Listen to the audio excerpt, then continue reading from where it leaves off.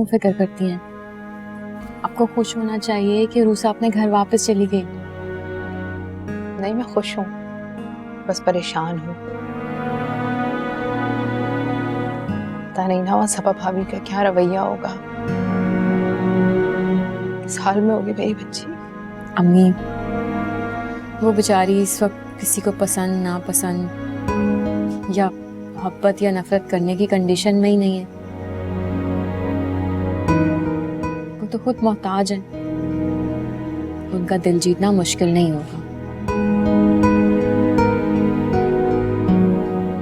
आप बिल्कुल परेशान ना हो, इंशाल्लाह सब ठीक हो जाएगा।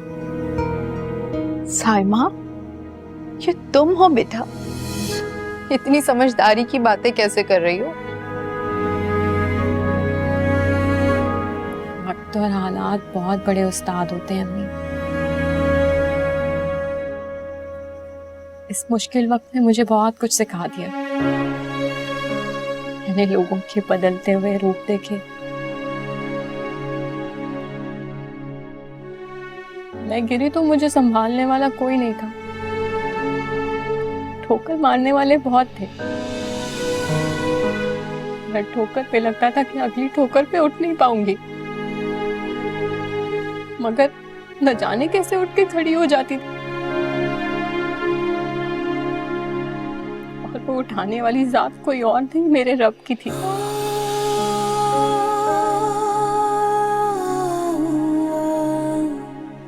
जिसे मैंने कभी पुकारा ही नहीं था।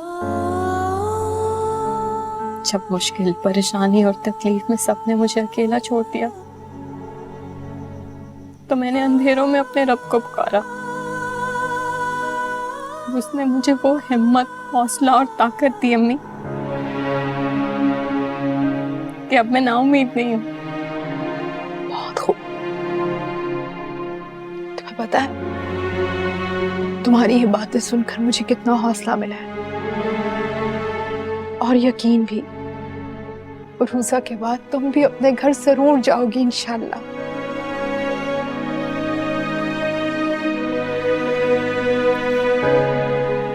रूसा से बात हुई आपकी? नहीं,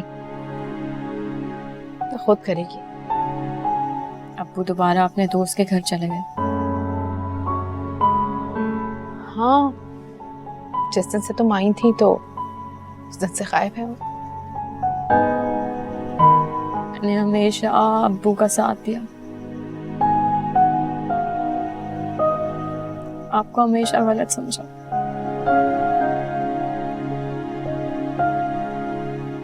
हिम्मत है लेकिन आपकी कि आपने अब्बू जैसे इंसान के साथ गुजारा किया। तुम्हें पता है, मैं सलीम से बहुत डरती थी। उसकी अपनी बेइज्जती करने से, शोर से, मारपीट से। मैंने सलीम का हर जुल्म सितम बर्दाश्त किया, सिर्फ इसलिए कि मेरी औलाद अपने बाप से महरूम ना हो। फिर जब उसने मेरी बीमारी की झूठी रिपोर्ट्स बनाई ना, ज़कात खैरात का पैसा लेकर भी अय्याशी में उड़ा दिया, तो मुझे लगा मेरी तो कोई कदर ही नहीं है। फिर उसकी कदर भी जिंदगी से खत्म हो गई, नफरत हो गई। फिर भी आपने अब्बू को नहीं छोड़ा?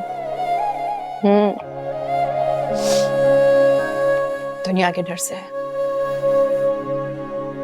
खानदान वालों की बातें, माशरे का प्रेशर, और अगर इतनी उम्र गुजारने के बाद मैं अब तुम्हारे बाप से अलग हो भी जाती ना, तो लोग मेरी पारसाई पर, मेरी मेहनत पर कीचड़ उछालते, बदनामी का ठप्पा लगा देते। ऐसी ही तो है हमारी सोसाइटी। औरत की अना, उसकी खुददारी, इज्जत नफ्स को मर्द के बगैर तो हयाशी का नाम दे देते। अबे तुमने सुना था ना, सब कैसी कैसी बातें बना रहे थे। जानती हूँ, याद है अम्मी वो सब बातें जो आपके खिलाफ की गई थी। पर तुम भी तो यही चाहती थी ना, इसीलिए मैंने अपना मामला अपने रब पर छोड़ दिया।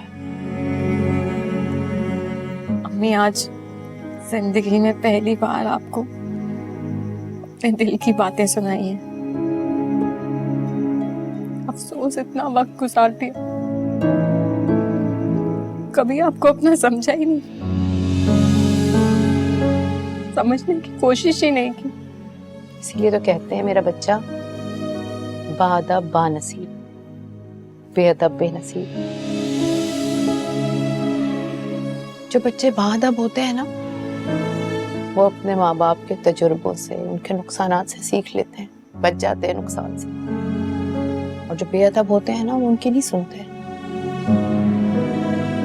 अपने तजुर्बे करते हैं, नुकसान उठाते हैं, फिर समझ आती है।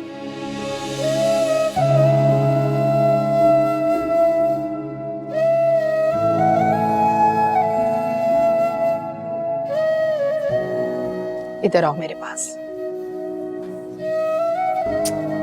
अब तुम्हें कदर हो गई है ना, बस